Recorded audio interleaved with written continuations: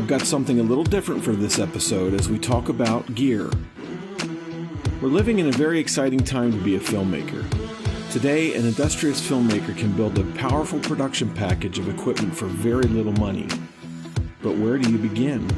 There are so many options and so many pitfalls that if you're not a gearhead, you can easily get lost and spend money on things that you don't need or can't use. I've invited Joseph Palma of B&H Photo and Video to help us navigate the landscape of gear. You're listening to the Ministry of Motion Pictures podcast, where we call filmmakers of the Christian faith to cinematic excellence, bold storytelling, and sound theology. I'm writer, director, and your host, Todd Schaefer. One of the things I find terrifying is choosing what gear I should buy. There are so many hidden costs, so many factors to weigh in choosing any piece of equipment. You could easily spend hundreds of hours watching YouTube reviews on gear to make your decision, hours which would have been better spent in making your film. And this is what I hope to alleviate for you in this episode with my guest, Joseph Palma from B&H Photo and Video. This is episode 41. So what is your title at B&H Photo? I am a chat and email agent. I'm also the trainer for the chat and email department. Mm-hmm. So okay. I help train the agents with the systems, and I also help assign people to the various vendor trainings we have.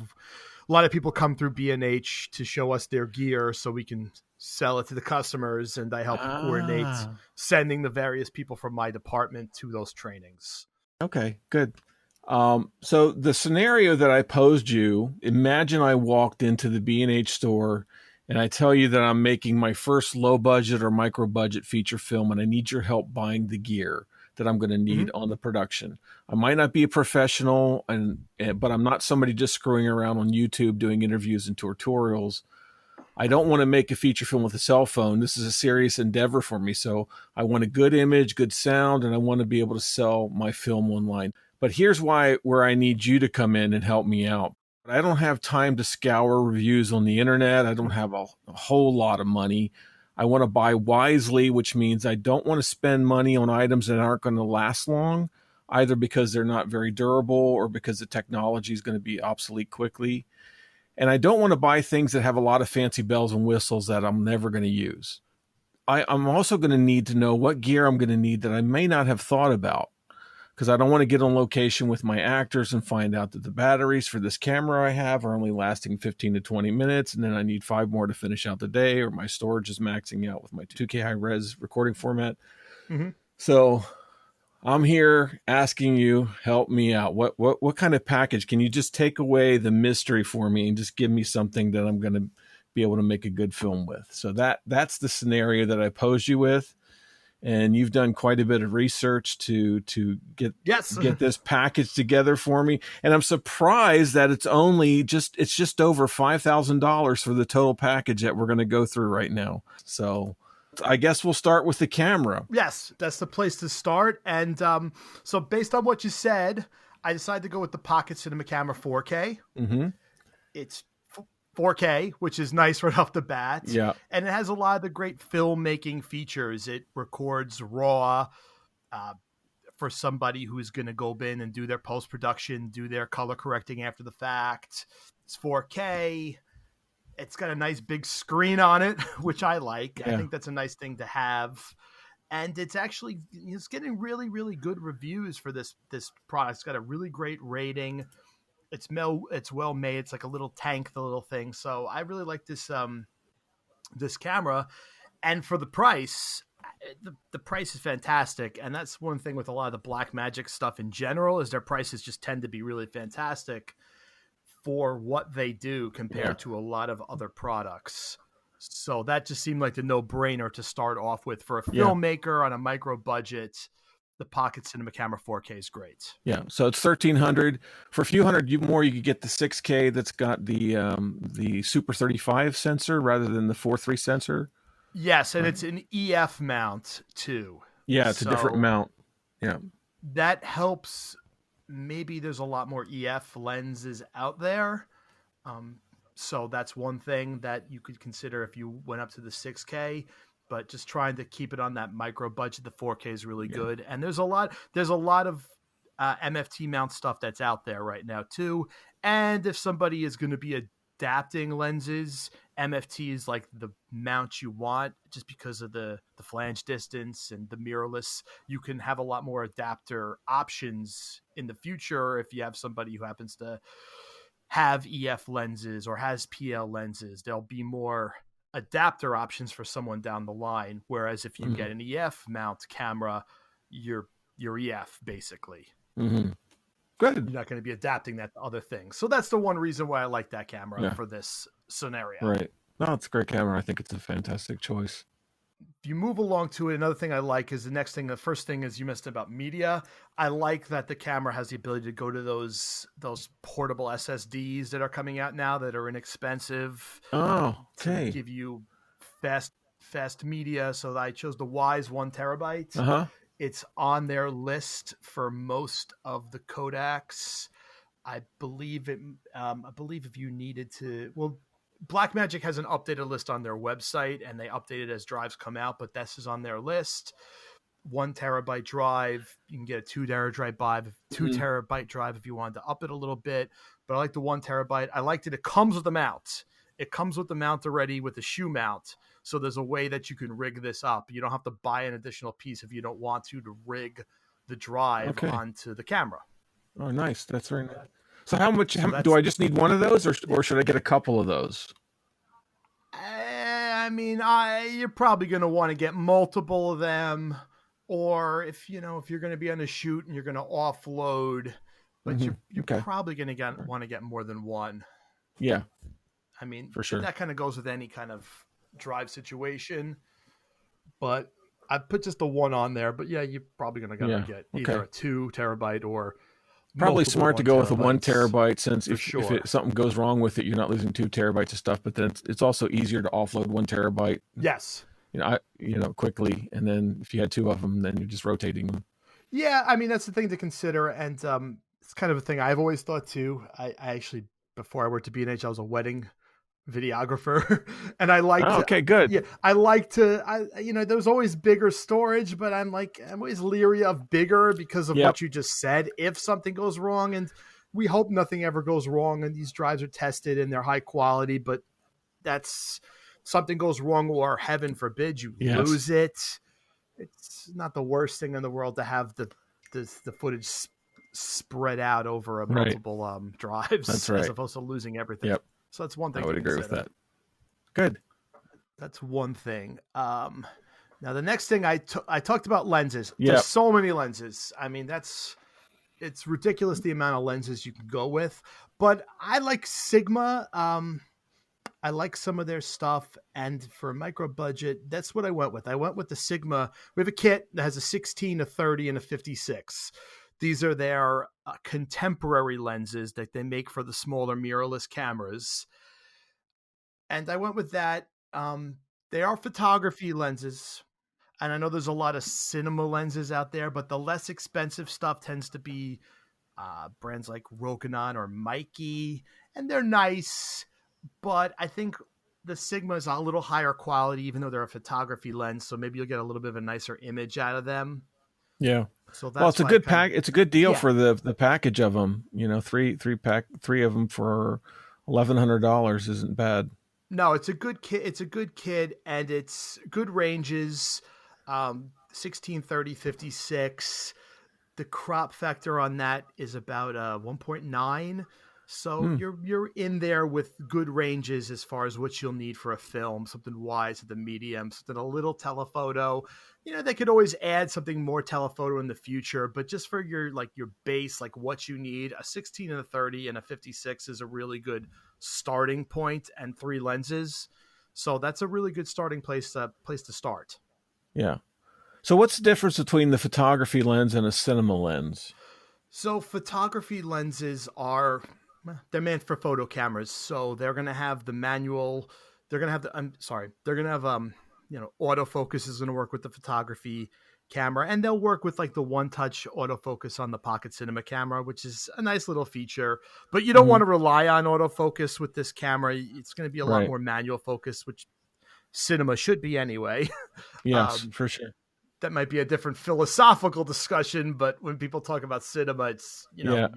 you want to focus, you want to take that into your own hands. Yes, Um, exactly.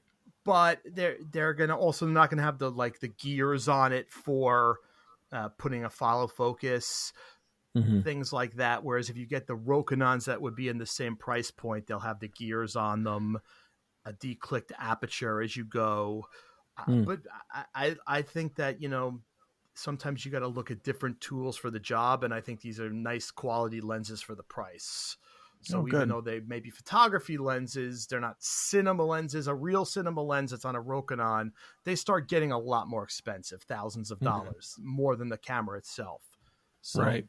from a Right. budget standpoint, I think these are, a winner. Okay, good. So now the other thing, you asked me about a monitor, and Yeah. I took it in a little different direction. And something maybe you didn't think of, someone might not think about, was the Pocket Cinema Camera 4K has a nice monitor on it. It's about 5 inches. Hmm. But say, director, you're gonna have a shooter, you're gonna have a cinematographer, and the director. So instead, I put the Oxune, the Cine Eyes. What it Yeah. is it's an HDMI transmitter that is Wi-Fi. So you plug in through HDMI into it, and it's going to send the signal out to up to 4 iOS devices. Hmm. So the director could be the person who be a director, and they have the guy shooting, and they can have their iPad or even their iPhone, and they can load up the app, and they can use that as their director monitor. Oh, And that's great.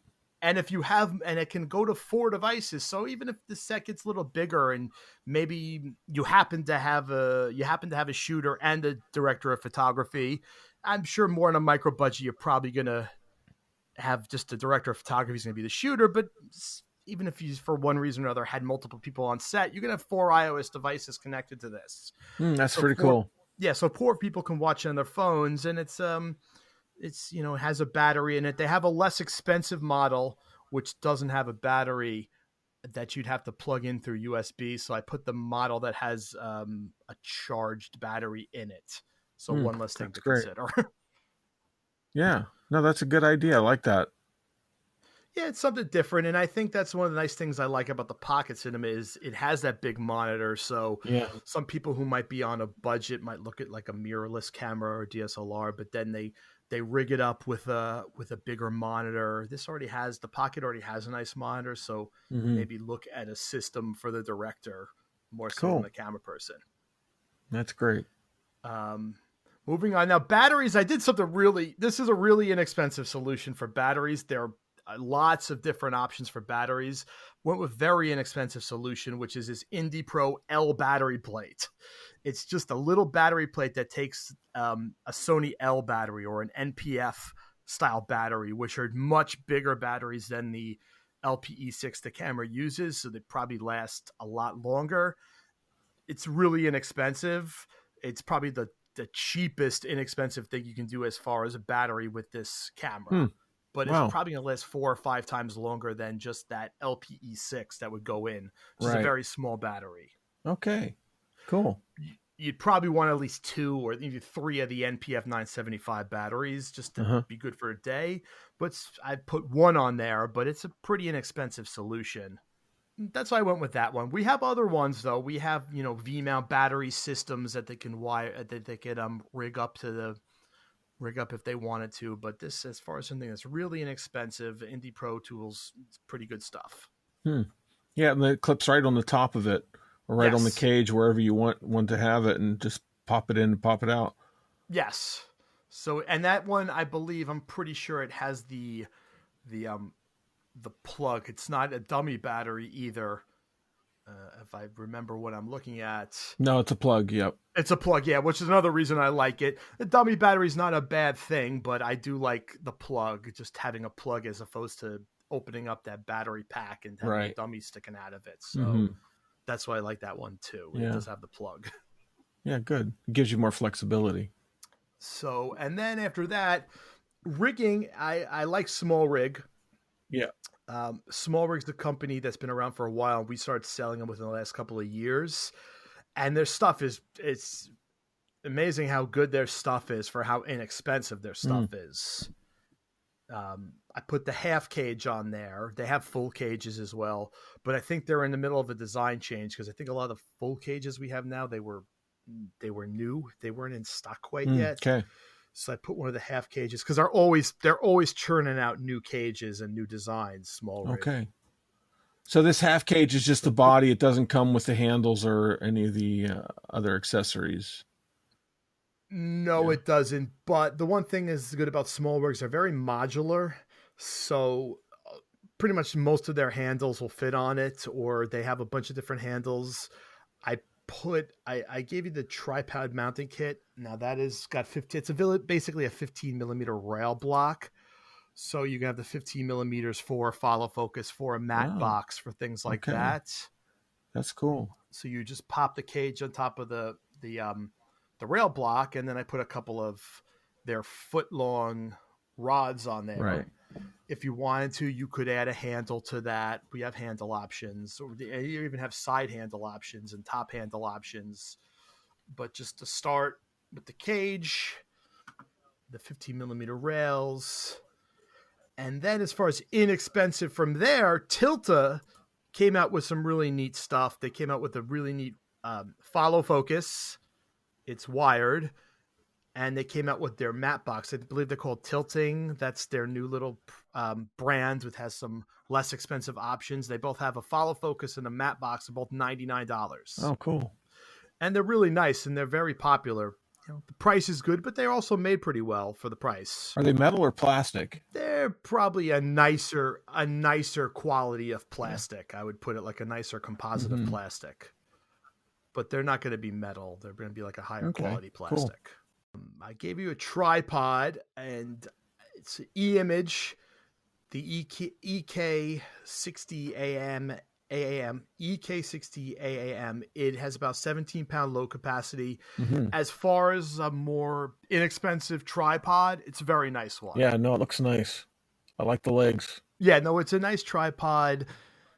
I feel like E-Image is pretty good for the price, and then I don't know if you get a giant step up in quality if you start spending $500 or $600 on a tripod. In this case, you might have to really start. I always feel like to get a real difference in quality with a tripod, you have Mm-hmm. to start looking at the $1,000 stuff, at the stuff that really gets a lot more Okay. expensive. So if you're on a budget, it's good to stick with something like the Okay. E-Image. It's a nice Oh, tripod good. for the money. Terrific. Um, and that's like the video stuff. And I think you had mentioned a gimbal, Yeah. a stabilizer. I didn't put one on there. And probably for a very good reason. Now you could always add it. Well, Yeah. it's nice. They're nice to have. Don't get me wrong, and they're really nice. But I think they might be. Yeah. I think people might be quick to jump at getting one. Mm-hmm. They definitely have their purpose. They're great. Don't get me wrong. They're Yes, fantastic. exactly. You're going to end up blowing a lot of your budget And they're on difficult it. to use. They can be difficult to balance and Um, use. You have to spend a lot of if I, time getting to know them. And I find that even in the yes. pro situations, when I'm watching a lot of movies or TV, I find that they're overusing camera movement. We've lost the the beauty of good camera movement because it's just overdone and not done well, in my opinion. It's almost like I feel like I'm watching a 70s film where they just got the zoom lens and they're really excited about making things zoom. We're in that same boat with all these gimbals and moving cameras, and I just wish people would Yes.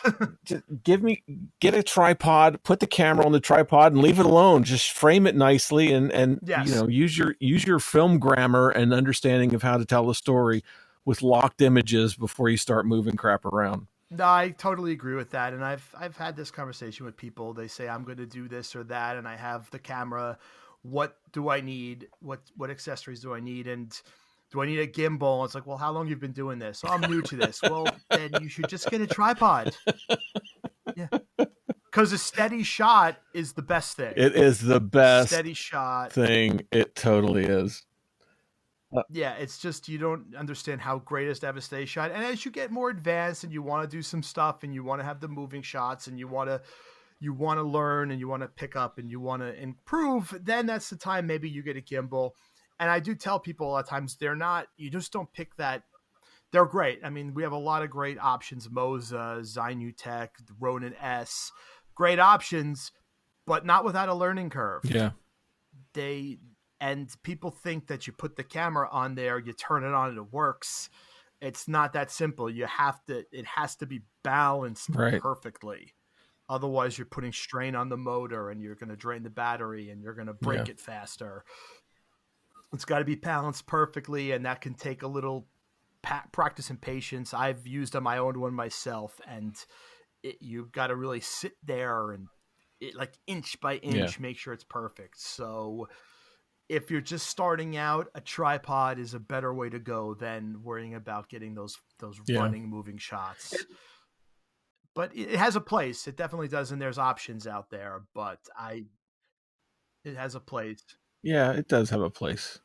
But we're almost getting to the point where, just handheld camera, the video stabilization that you can put Mm-hmm. in the camera and then in post, almost negates, is getting to the point where it'll negate the some of these devices. No, that's true. Um, and there's a sometimes when you do handheld, there's a look to handheld. Yep.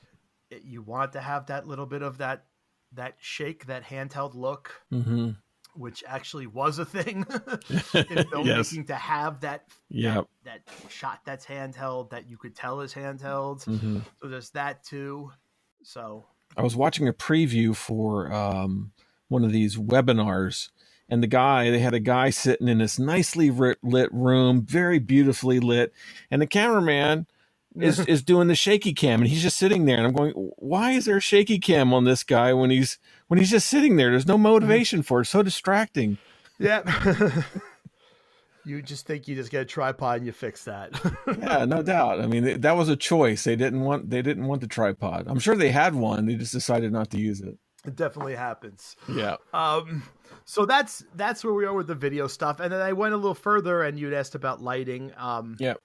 I asked one of my lighting guys, and he suggested for something that's on a micro budget, he said GVM. Mm-hmm. So I put a 3 light kit on there, and they very good stuff for the Oh, budget. good. So if someone is on budget, we have a 3 light kit on there. And I was also able to find a Impact 5-in-1 collapsible circular reflector kit, which nice if you're Yep. outside and you're not using Yep. lights. You have some Mm-hmm. reflectors. Cool. Moving along, then the last thing I did was I put together a little budget audio Yeah. package. It's good that hopefully people will use off-camera Yeah. audio if they can. I tell people all the time that even with these nice cameras, even with the red camera doesn't they don't have the audio. The a cheap, inexpensive little portable Tascam recorder is going to get better quality Mm-hmm. than most of these cinema cameras because Yeah, they're they are. two separate things. So I built a kit around the Tascam DR40. Yeah. I like that. Okay, cool. Got a couple of XLR inputs. Put just uses a little micro SD Mm-hmm. cards, and I put a Senel shotgun mic. That's not a known brand, but it's a nice shotgun Mm-hmm. mic. There's on there also I have the mic stand, so not the mic stand, the boom, Yeah. so you can. That's probably the preferred method for any kind of narrative film Yeah, work, it is. is to have the shotgun Mm-hmm. mic. Yes.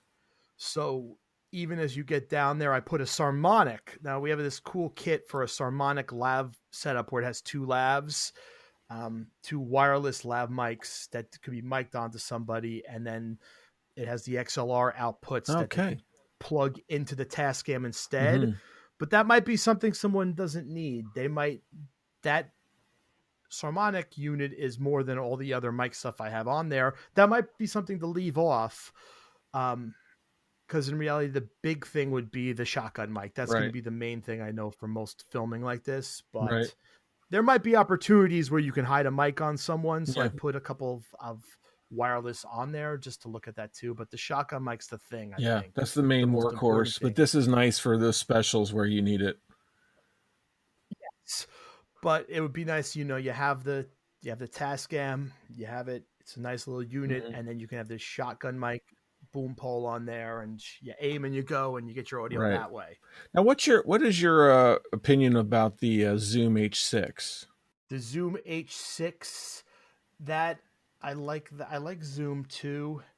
I always kind of let me just look that one up to see which one that is, but I always tend to lead toward Tascam Yeah.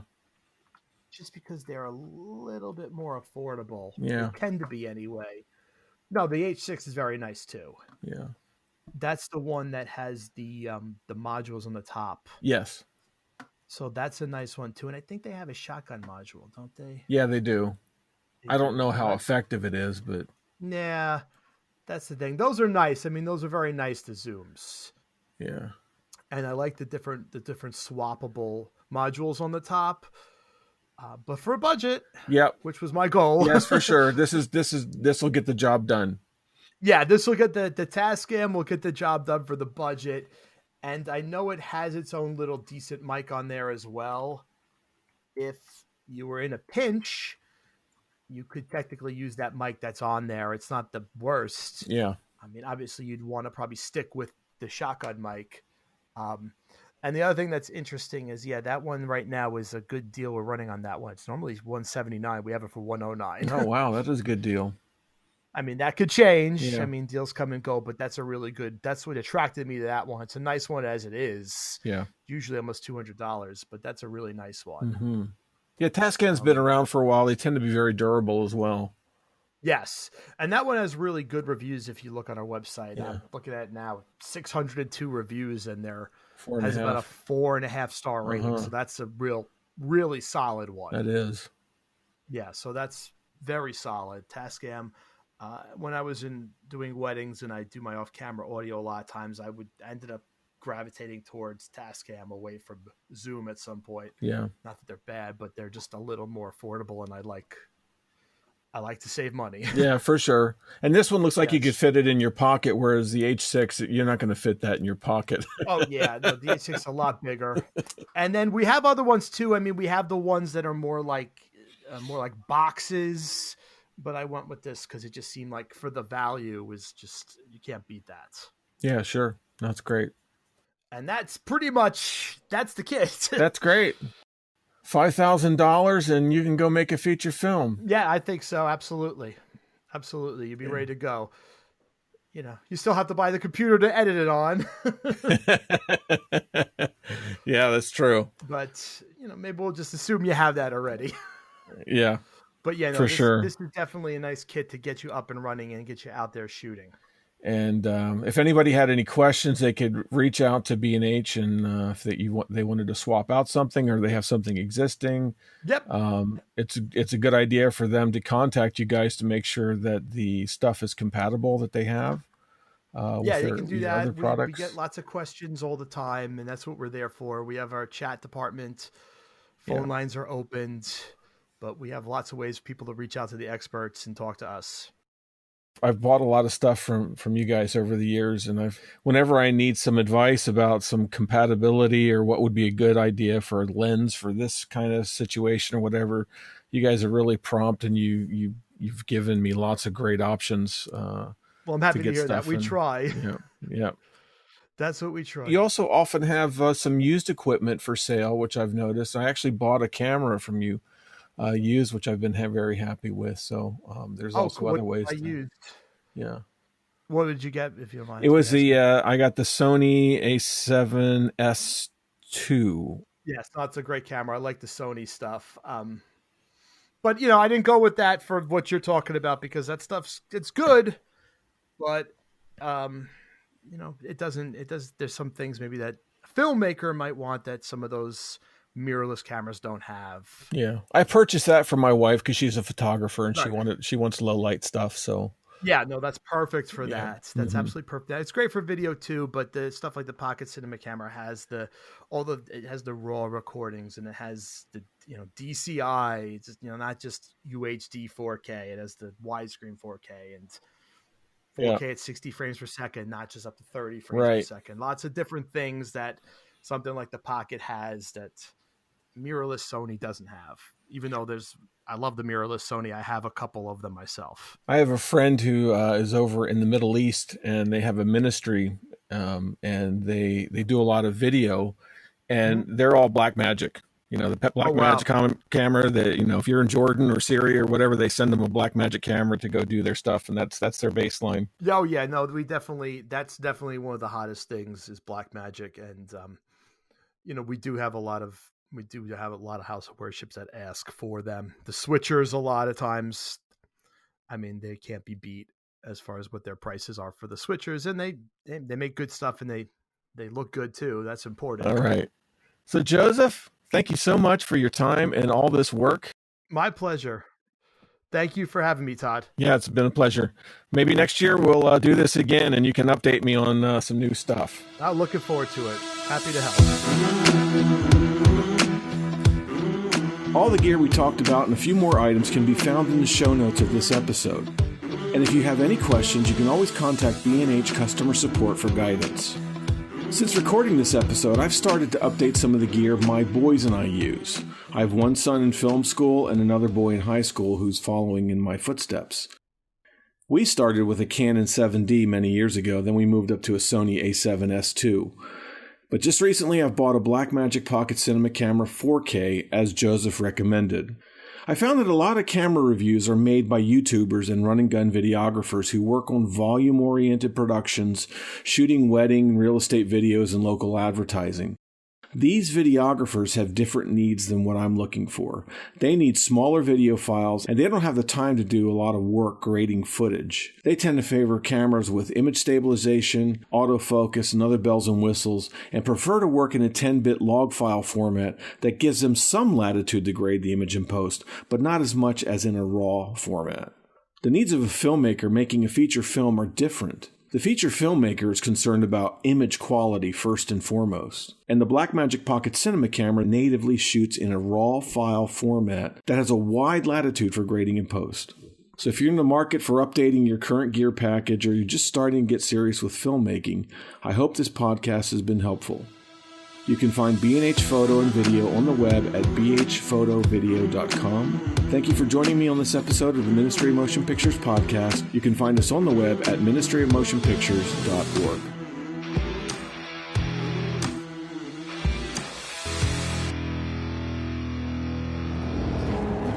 What we do in life echoes in eternity.